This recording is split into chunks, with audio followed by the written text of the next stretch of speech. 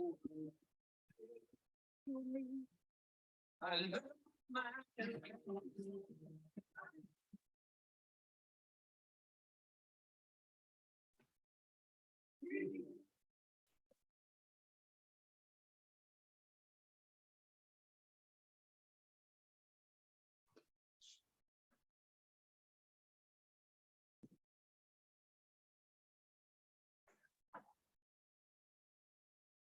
and my mistakes. And God knows I made a few. Started to question the angel. To begin with you.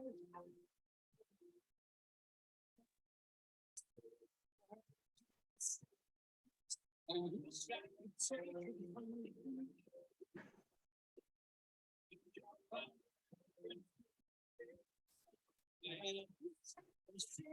Because it's true. I love my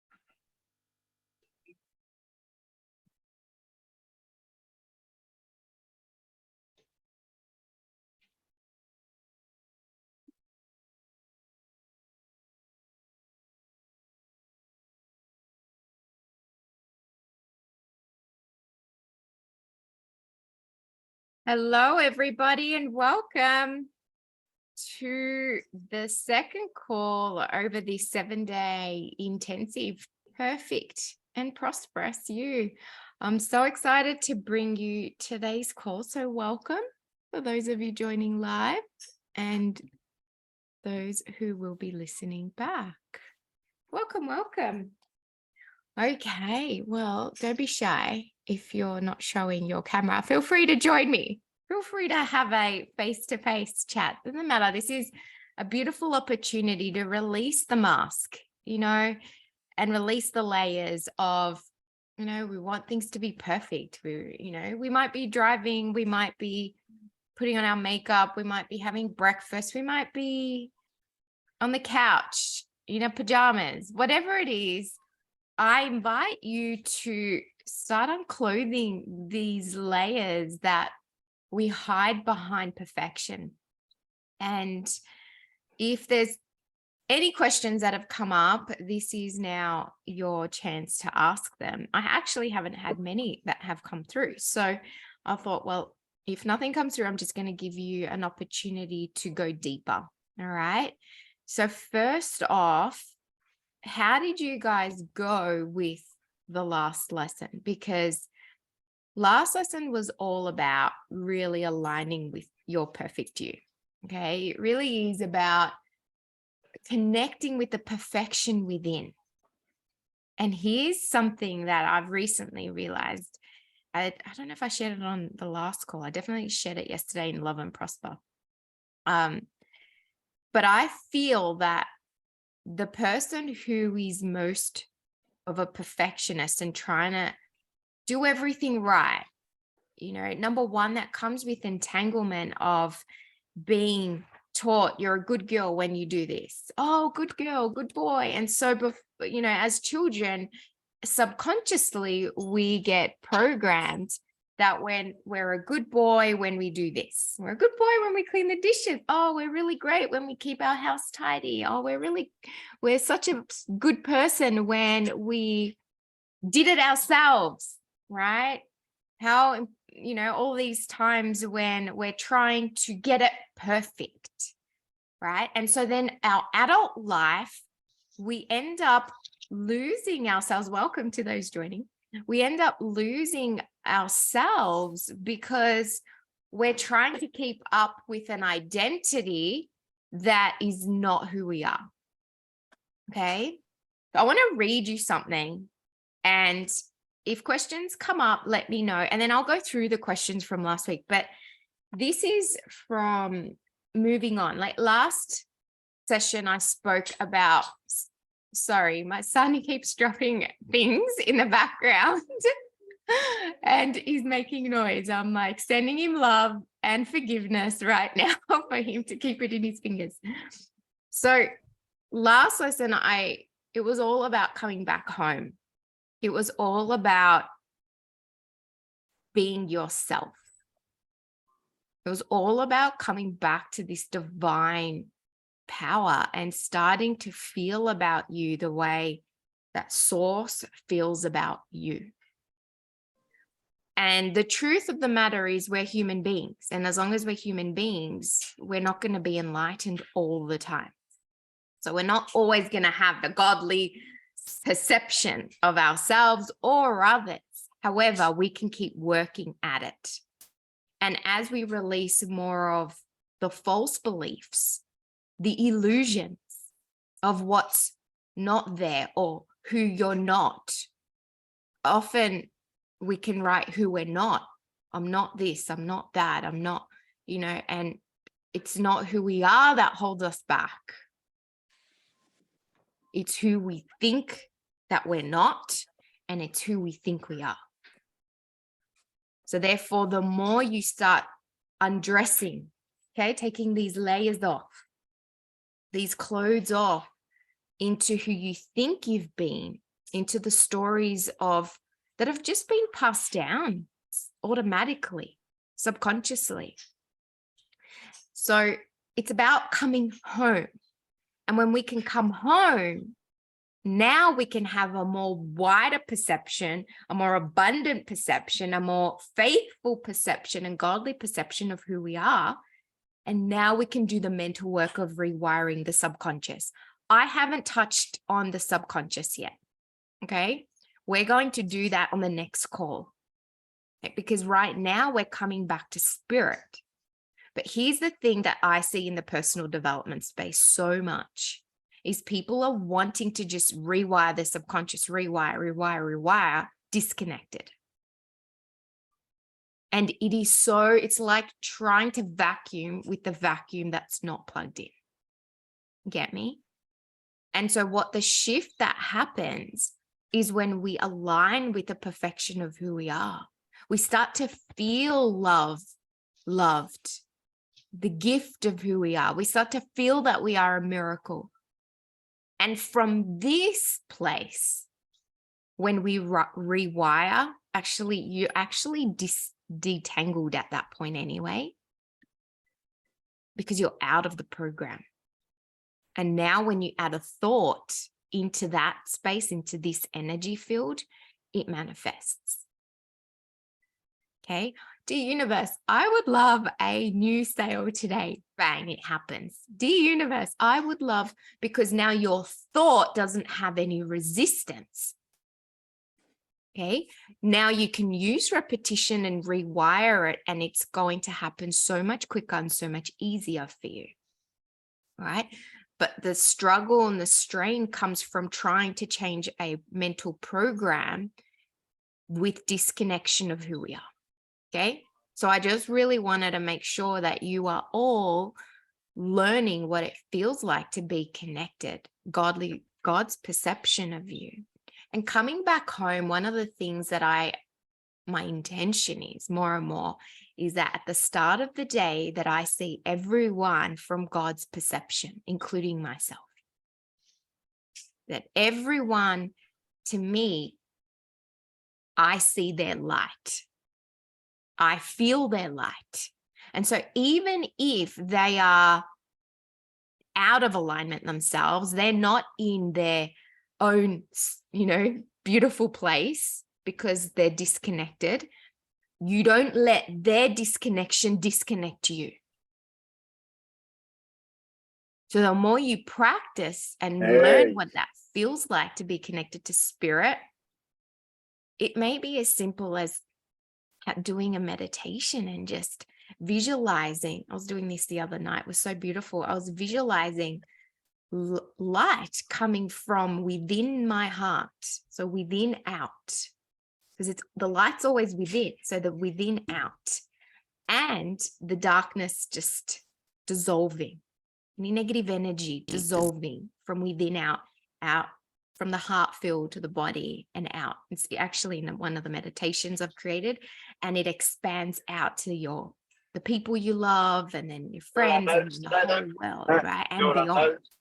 We're not limited to our world. Ooh, there we go. We're not limited to our world. Remember, we're spiritual beings. We're beyond this world. So we forget, if we get caught up in being a human and think that we're our thoughts and think that we're here to get things and do things and control things and fix things, and we actually disconnect with who we are.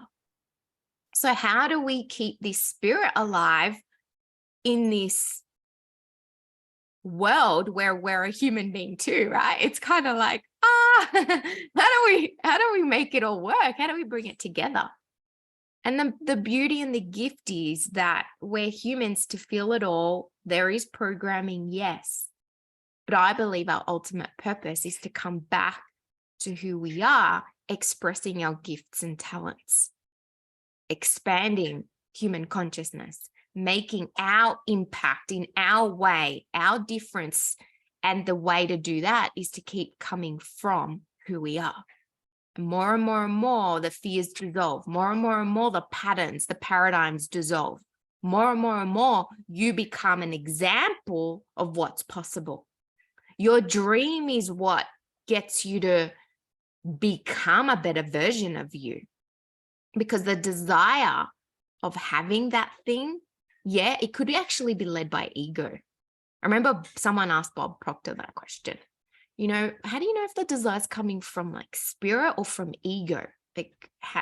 And he said, it actually doesn't matter. Set it anyway. Do you know what I mean? And it comes from ego. It might be fear that leads it. But that's okay on the transformation journey.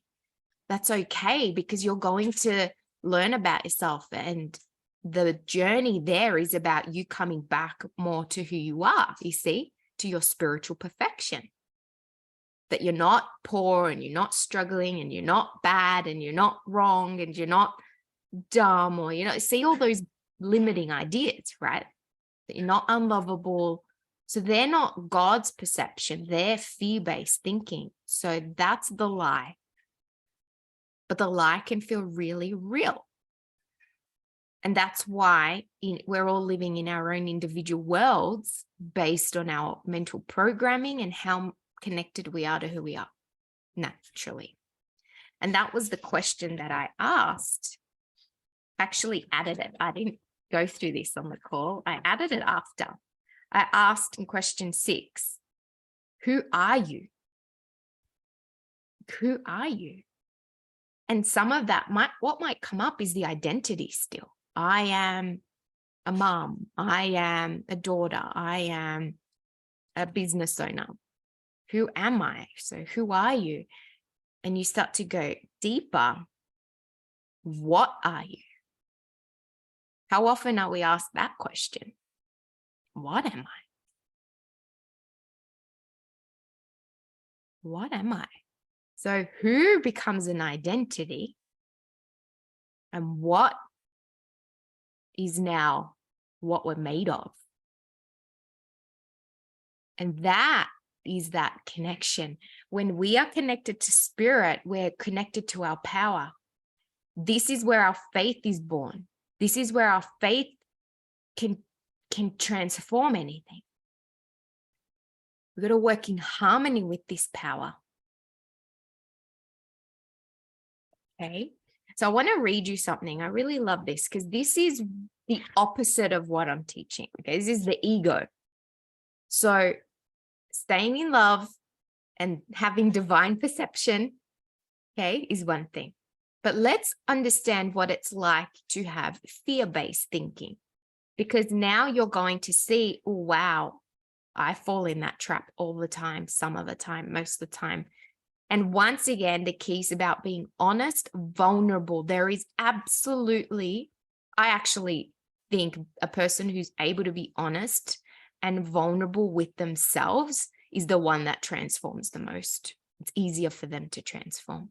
Person who's guarded, closed a bit, wants to learn information, but is closed to their actual feelings and actual current program, finds it hardest to shift because they're spending so much energy trying to protect their identity, trying to protect what they know and who they currently feel they need to be, because they actually underneath that don't feel good enough. So they protect it at all cost, yet they want to grow and develop, and some people don't, but it's at their expense of what's possible because they're making it so slow and hard. And so once again, can you see that that mask is fear-based? So when we release it, when we're able to go, you know what, it's okay. Oh my goodness, I recognize that pattern. I recognize I've got control in me, and I recognize the perfectionist in me. I recognize that I feel ashamed of this. That was another question I asked. What are you ashamed of? And I promise you, when everyone's honest in this world, everyone will have something. Okay? This is not about hiding it. This is not about stuffing it. This is not about pretending anymore. This is about like I said, undressing. This is about expansion. Can you see there's a different image? We're trying to hide it and hold on so tightly to that story, to that belief, to that identity, because we think it's a part of us. Someone messaged me that yesterday, that they've noticed that they're trying to fight and hold on to that current version of themselves. They feel like they're losing a part of themselves. And I said, that's okay. It's like a grief process. We think we're losing a part of ourselves, but really we're letting go of a false concept of ourselves and allowing more of who we are to shine through. And sometimes that can feel like we're losing something.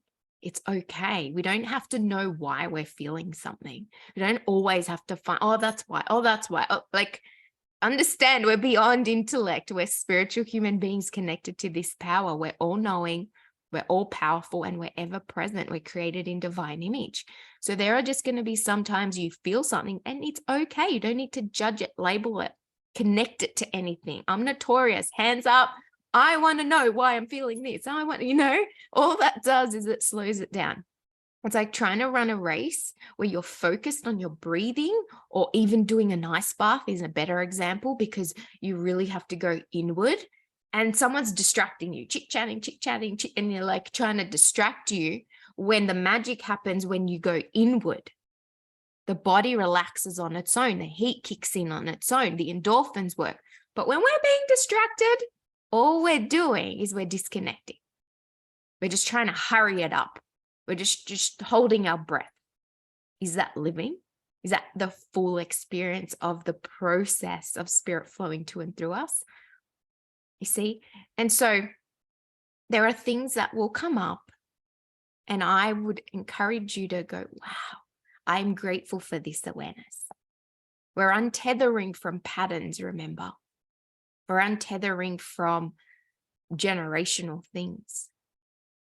And only vulnerability, honesty, and taking responsibility can do that. Okay, not blaming my parents or their parents, no, it's not fault finding, because fault finding doesn't do anything good for anybody. We are, oh my goodness, I now see. Thank you. I now see. And with God's perception, we won't judge anybody, would we? Right? We'd see the best in them. We'd see their light. And the minute we fall into judgment, it's really because we are in that moment have felt something's wrong with either us, what we haven't done, it's not good enough, feeling about all the things we need to do that we haven't done because we are not capable. Like you see, comes back to that cycle of I'm not enough in some way. Judgment is really love in reverse, projected outward, which always comes back because the source was inward, ourselves. Whew. That's a heavy concept, isn't it? To grasp, right? Emotionally grasp. Yeah, we can write it down, but do we grasp that emotionally? Can we own it? Oh, yeah. They were just doing the best they could. They are doing the best they can with their current awareness, with their current everything. Can I be the example? Can I be that light and see them in their light, regardless whether they're in their light or not? Can I be unconditional? Is the question. What an answer. Can I be unconditional with anything, with giving? Can I be unconditional with how I treat someone?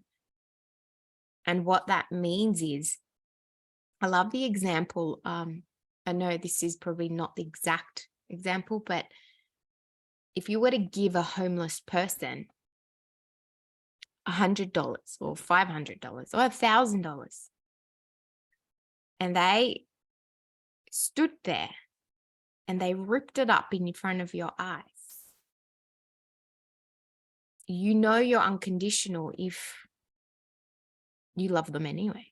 Like it doesn't affect you in a negative way. If we feel upset about it, oh my God, how could I just gave them that? Like that was not unconditional. There's a part of you that owned that money. That in owning it, you controlled what they did with it, and you judged whether that was a good thing or it was a bad thing. If they went and bought groceries and fed the other homeless people, you'd probably feel, oh my God, how beautiful. But if they ripped it up in front of you, you might get mad. There's a part of me that would too. Don't worry. Be like, I'd just probably be fighting it, you know? But that's another layer of being unconditional. You see? And so you love them and accept them. Why? Because you accept yourself and you don't judge yourself. Okay, we're untethering. Can you please repeat? Okay, I think it was what I said that was the deep one that I now was flowing through me, that I have to remember what it was. The good thing it'll be in the recording, right? I am recording, yes, very good. So when we are judging someone or blaming or fault finding, okay, all that is really in that moment, our love has turned inward. Like we're now in fear, not love. You can call it hatred. The opposite of love is hatred. Even though you may not feel that in that moment, but there's judgment, there's criticism, there's no acceptance in that moment. We cannot be accepting and judgmental at the same time. It's like the opposite, right? So therefore, whenever we judge a situation, criticize a person, all that is highlighting our habit in that moment. That's what we're doing with ourselves. Whether it's what you haven't done, that's not good enough, or you got to do, or what went wrong, or why it didn't work out the way you wanted it to. So how can we be allowing and in spirit of who we are when we're judging? Okay.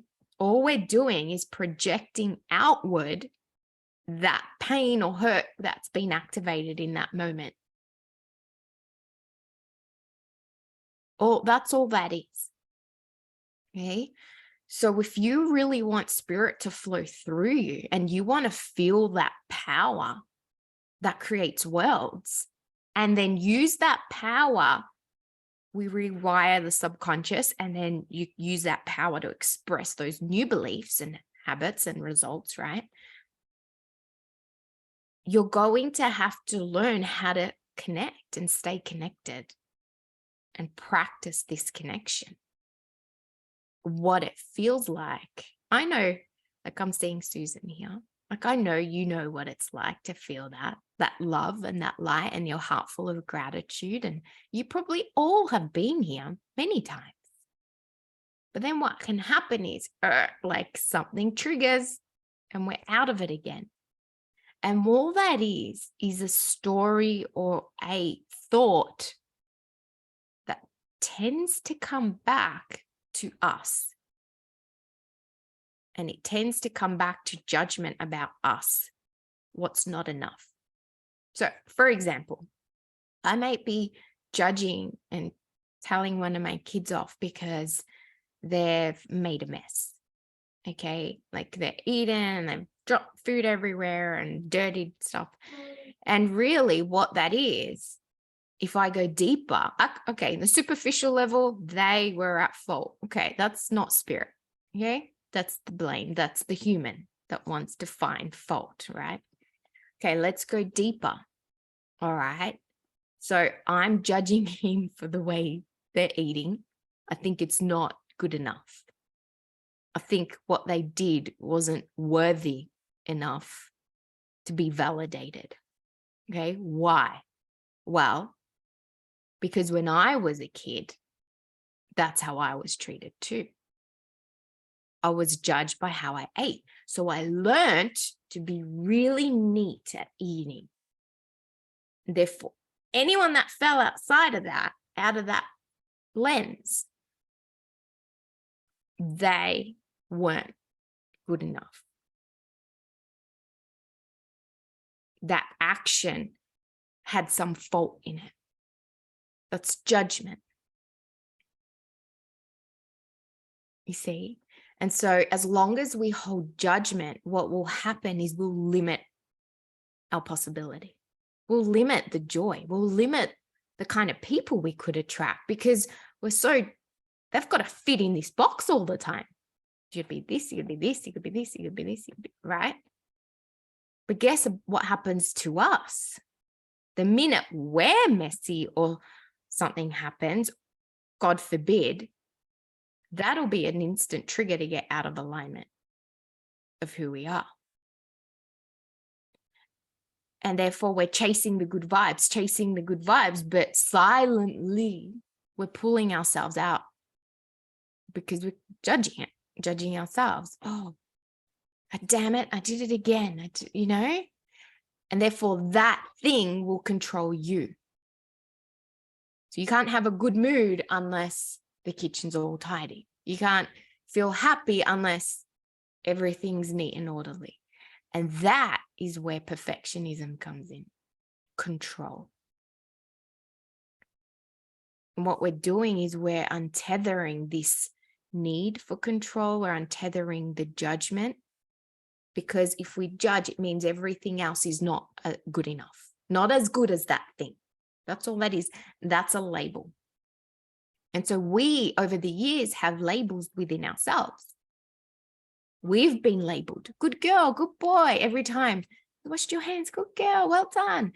And that's what I wanted to read here. The ego is quite literally a fearful thought. So there's God's thought, divine thought, and then there's the ego. What's personal development? Trying to change negative thinking to positive thinking, express our potential. Okay. So how can we do that if ego's in control? As children, we were taught to be good boys and good girls, which of course implies we were not that already. We were taught we're good if we clean up our room, or we're good if we make good grades. Very few of us were taught that we are essentially good in our essence.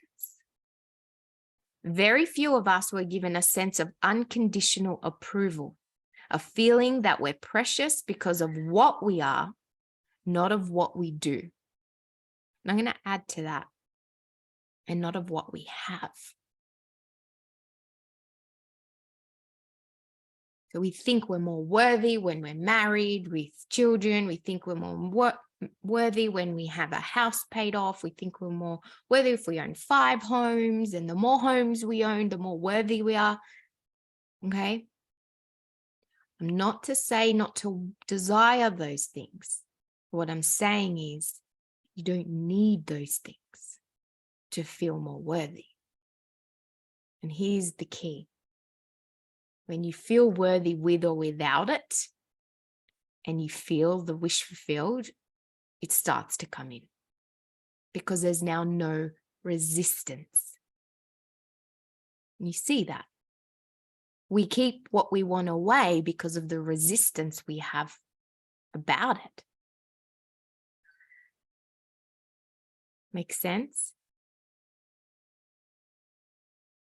Okay. So very few of us were given a sense of unconditional approval, of feeling that we're precious because of what we are, not of what we do. And that's not because we were raised by monsters, okay? This is where we don't blame. What the tendency can come up as we feel that feeling or recognize a pattern, or we want us to go back to ego. No. Oh my goodness, what an opportunity for me to be the one that changes that. What a gift to be a light bearer, to change these patterns. Okay. We were raised by people who were raised the same way we were raised. And therefore, that's where that conditioning comes in. Okay. Sometimes, in fact, it was the people who loved us the most, who felt it was their responsibility to train us to struggle. What I mean by that is to train us to be limited. That's probably the better word. We had to be a certain way. Why? Because for them, they felt that they had to be that certain way to feel more worthy, to feel more loved, to feel more valuable. And what can happen is we end up living a life that's false because the whole time we've been trying to be this version of us to feel that love that's already within us. What we've had to do is just let go of all that in between. It's a journey. It's a process. If it was meant to happen in 24 hours, we would all be there by now. We would have all found out. But it's a process. It's a journey. And I truly believe that we chose our parents, and for those that have children, they chose us. And there's a part that I believe we attracted them, like we chose them just as much. I chose my children. But I believe that it's all happened for the greatest opportunity for expansion for every individual involved. And that's why we attracted it in the first place. Because the biggest gifts lie here, right where we are. Okay. Someone else messaged me. She started Love and Prosper, and she asked her daughter, well, her daughter wanted to join too. So her daughter's 18. So they're doing the coaching together. And she said that she's noticed her daughter reminds her so much of her when she was younger, and she can see the patterns, and she can see the let's say some limitations. She's been working on herself for a while. And I said, that's beautiful, because I feel that the children are our teachers to mirror. She used the word mirror, the mirrors of us. And as we let go of these things within us, we don't see them in them anymore. We see the opposite. We see the freedom. We see the positive, the polarity. And so that's why being around family can be so triggering. We don't have to go anywhere else. All the growth is ready available there. Okay. However, we can use it for us and not run from it. Okay. You can use it as a gift rather than seeing children or people as people and things and people and objects and persons and identities and names. We see them as souls and a reflection of us. And it's a gift.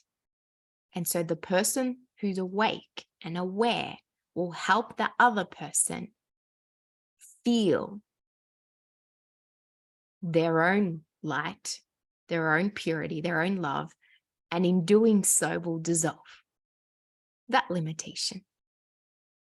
And that's how you impact others, by working on you. Okay. Having to be perfectly neat and tidy is definitely me. So I can 100% relate to the kids making a mess and feeling stuff coming up. Yeah, where it bothers me. So should you just let go of that perfectionist trait and be okay with mess emotionally? Or how should you deal with these situations? Such a great question. You're going to try and let it go, but guess what? It'll still keep controlling you. Even if you try. Like if I said, yep, Stephen, next time, just be okay with it. Why? Because you haven't let go of something within you yet. So something that I've learned recently, and it's just because I'm going through my deeper journey again, is that perfectionism is a trait that develops with shame. So when there's toxic shame going on where you don't feel accepting of yourself, you don't feel unconditional with you, okay, what happens is there's a shame. So whenever we get triggered by something, there's shame involved. And at the surface, you may not recognize it. I'll give you an example. So someone who gets into debt to buy things and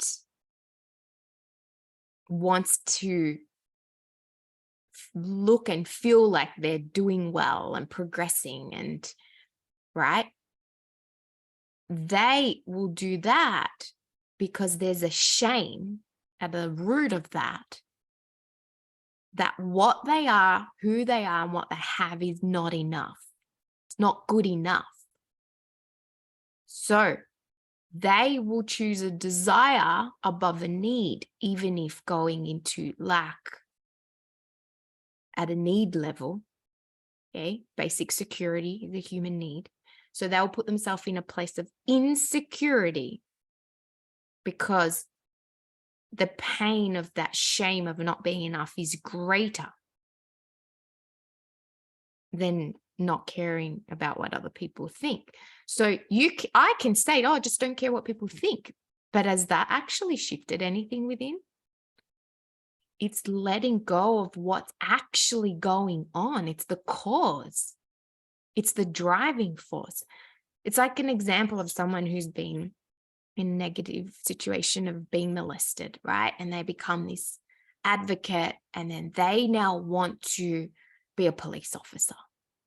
Why? Because they want to protect people and they never want anyone to be violated. So you would look at that and go, wow, that's a positive expression of something that happened negative. But if they haven't let go of that shame, they're in the against energy. They're just in the wrong, like you're wrong, I'm gonna free you, you know what I mean? That's still not what we're going to. That will control them. They've masked that. There's nothing wrong with being a police officer when your desire is to make a difference.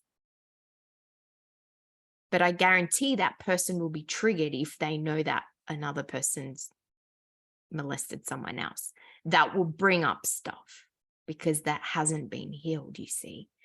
So there's shame in something, there's, And so what I'm recognizing is to have a massive shift externally in results, yes, requires the shift within that happens at the level of letting go. It happens at the level of healing.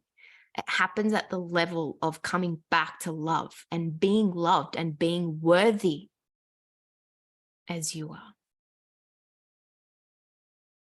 Okay, so for you, Stephen, what does that mean? So what I would do is actually go and heal it, like start to go a bit deeper.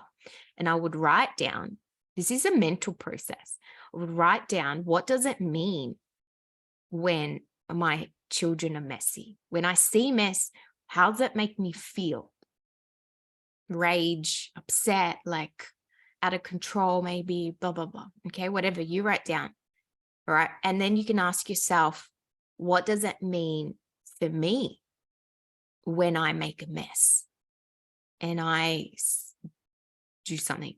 Oh, I'm a stuff up. I screwed up. I can't do it right. Not enough. Okay. So that's now where you're coming. You're coming closer to it. You're coming closer. Okay.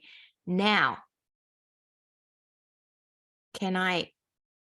is it possible for me to make a mistake, drop some food, and me still feel worthy of love and be loved and feel good enough? Is that a possibility that it just fell?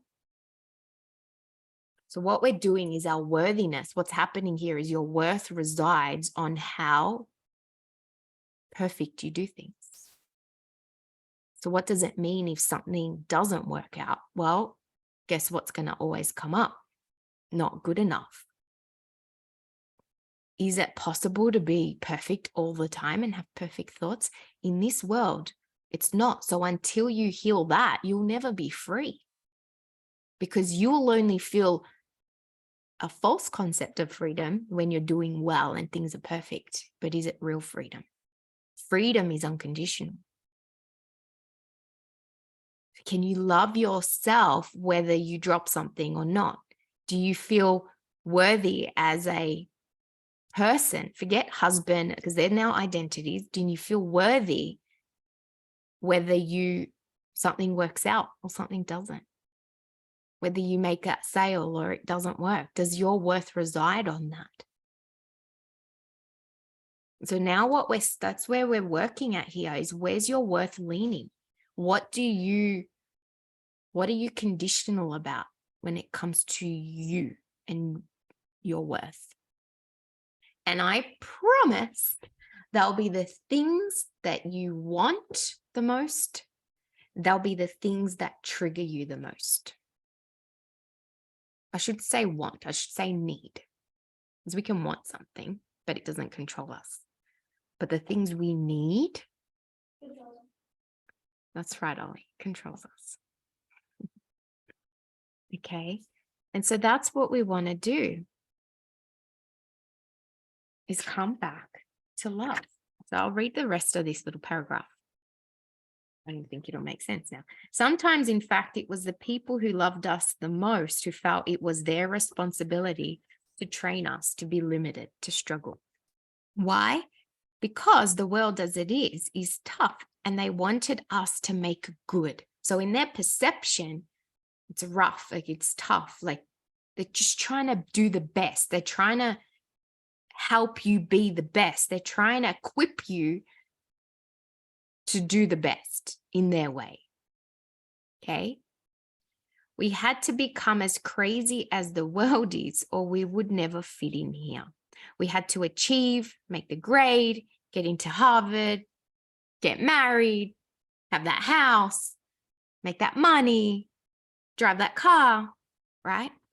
What's strange is that we didn't learn discipline from that perspective, so much as a weird displacement of our sense of power away from ourselves and onto external sources. What we lost was a sense of our own power, and what we learned was fear that we weren't good enough just the way we are. Okay. So one thing that would help, I might do this again. I had this up a little while ago and I had wiped it down. But on a mirror, you can put on a sticky note, or you can literally just write it on a mirror in a bathroom. I am perfect exactly the way I am. Or I am perfect exactly as I am right now. Ooh, those two extra words make a difference, don't they? I am perfect exactly as I am right now. That means you don't have to learn another thing. You don't have to read another book. You don't have to get another suit. You don't need to make another sale. It doesn't mean you don't want to, but your worth is now not attached to that. And when you can claim more of your worth and be unconditional with it and feel it, that's how you let in that sale. That's how you attract that beautiful thing that you wanted that now you no longer need. It's called the law of detachment. Who would have thought I'd be teaching detachment on Q&A, right? But it's a flow on. It's now detachment. You don't need it. The thing we think we need is the thing that controls us. So once again, who are we with the mess? Who are we without it? Who are we when we're clean? And who are we when we're messy? Or maybe not we're messy, but maybe we left things around. Can you see that even the messy is a label? Who are we when we make a sale? Who are we when we don't? Okay, I'm perfect exactly as I am right now. Yeah, how good does that feel? Ah, we can take a breath now, right? You can breathe. Yeah. Oh my gosh, that feels so good. You mean that you're deserving? Yes. You mean that you can love and feel love? Yes. Oh, yes. I can breathe. Right? Oh, you mean no one's been grading us about how well we're doing in life? Whether we're getting it right? Whether we've been off? Oh, no. No one's doing that but us. Because that's what we got taught because they were doing it too. So this is what I call freedom. This place. This is what I call unconditional alignment, freedom, love. Okay. Your home. This is where your home is. Unconditional love. Now you're home. Okay. We got the first bit going. And I wish we could all stay here like from this call forever, right? I really do. Anything was possible, right? Now, that's when we do the programming. What I learned was if I'm doing the program with all this stuff coming up and triggered and feeling not good enough and blah, blah, blah, boy, that thing's like an armor and it's just going tink, tink, tink. It's just not penetrating. Why? Because the way that source feels about me and the way that I actually feel about me are polarity. And the affirmation I'm trying to impress is in harmony with God's perception and not the program perception. And I'm just wasting my time. Not always. But it can be often. Depends how connected you are. All right. And that's just me. I'm just sharing my experience, my journey. All right. And so what I found is by coming this way, I don't have a name for it. I just call it God's way. And then I recognize this is what Bob was teaching all along. He just used the word money a lot to help people come in. Oh, yes. I'm closed-minded, but I want more money. I'm going to come to a seminar. And then before long, they started to connect with their power. At least feel it. Why do you feel that people are judging us or having an opinion about what we do, how we do, and even when we do it? Because you're doing it. And the truth is because there's a chance you got judged when you were younger and then you learned how to judge yourself. So you got told, oh, that's great. Like, you know, or, oh, well done. You got everything right. That's an A+. Boom.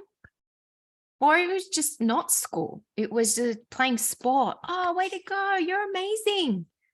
You're amazing for scoring that goal. But then when you missed, are you still amazing? Oh, why'd you miss for? Get it? And so, of course, like we just keep holding on, adding a story. Before long, we're like, I'm only good when I score a goal. I'm only good when I get an A+. I'm only good when I'm neat. Okay, so I've got to be neat. I've got to be this. I've got to be... And before you know it, you're like living like this, right? With little oxygen. But the judgment continues within you. No one else is judging you. The game's finished. But you're still going with it. And you're going with that one. And you're going with that one. And there's years and decades. Okay. And so the beauty about this is recognizing that we don't try and go outside and blame or get upset. Although sometimes if it's a habit of blaming, we just need to blame something. We need to find. So if you recognize it's not their fault because they're doing the best they could or lack of awareness, guess where you're going to go next? To you. And you've got a perpetual cycle of toxic shame. That's what we call it. So it's just a habit. Okay. So what do you replace it with? Love. Okay, acceptance. And you come back to who you are. Yeah, it's a story. And I guess that just becomes a pattern, that becomes a mental program. What is a story? A story is a thought of like a few sentences. I am blah, blah, blah, a story. When I'm messy, that means I am a bad kid, whatever. All right. And so therefore, that's the story. What's a program? A program or a belief is just a thought that you keep saying over and over again. It's now on a loop, like around and around, right? Okay. What's a paradigm?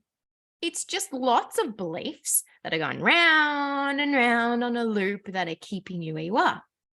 So a paradigm shift is ultimately altering more than one idea and changing it. You can change it to its polarity even, right? That'll give you the polarity result. But a paradigm shift is what happens when you have a big shift in results on the outside. So that's where we change the inside, change the outside. So that's changing paradigms, and you change belief with repetition. So where I'm going in right now, to me, at least with my current awareness, is the cause before that belief even began. Can we let it go? And that's what I call undressing it. And then all of a sudden you shift it at the cause and all these other beliefs start to fall with it. Make sense?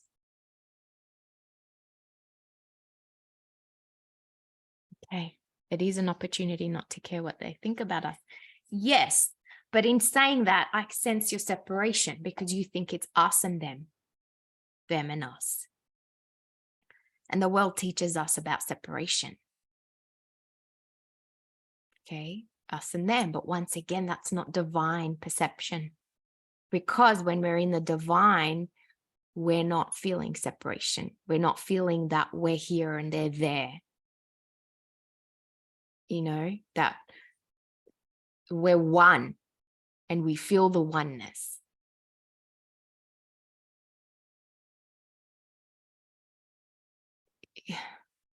It's huge. A big one was me. I wanted to be in the 3% of income earners in the world, right? And anything less, is them. All the masses, them. It's actually not divine. You can earn more and be statistically in that, but it doesn't make you a better person. It doesn't make you better or worse. Because if you think you're better, then if you're not in that group, you're going to feel worse, right? It's owning you. I just feel, yes, that's it. So it's returning back to who we are. I know it's a bit of a layer, right? Okay. I keep working at it. And what I do is I find that my intuition is so strong here. We're coming back and you're guided. Now you've got a goal, let's say. You're the self-image, you read and bang, bang, bang. You just attract. There's nothing in the way. No, there's absolutely nothing wrong with wanting it. No, not at all. What I'm getting at is don't let it make you feel worthy by having it. You know what I mean? Because then you'll be on a quest for worthiness, thinking that's the reason why. That's all. So what if we come from love and go, oh, I would love to earn this and I'd be able to buy my mum this home and I would love to this. Okay. So now you don't need it, but you love it.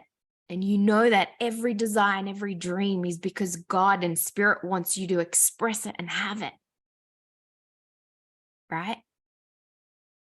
And so therefore now you're desiring and wanting from a place of worthiness. That's the key. How magic is that? Okay. That's the key. You want it because you feel worthy to have it. And guess what will happen then? When you feel worthy of having it, it's going to walk into your life. You'll be in harmony with it now. You'll be in resonance with it. I want it as I feel worthy to have it. Exactly. Okay, I went over. Sorry, guys. But keep going with the same questions. Just answer them again. I did double up. Lesson question 3 and 4 are exactly the same. So that's fine. But just take what I went through today and answer the questions without looking at the last ones. Okay? Just be you in this moment. You may want to do it twice. I will be back on Monday. It might be Sunday for some of you, but I'll be back on Monday at the same time. And we're going to move on to now the rewiring, okay, of money specifically. Okay? Yay! All right. Have fun. So good. Mwah. Love you guys. Take care.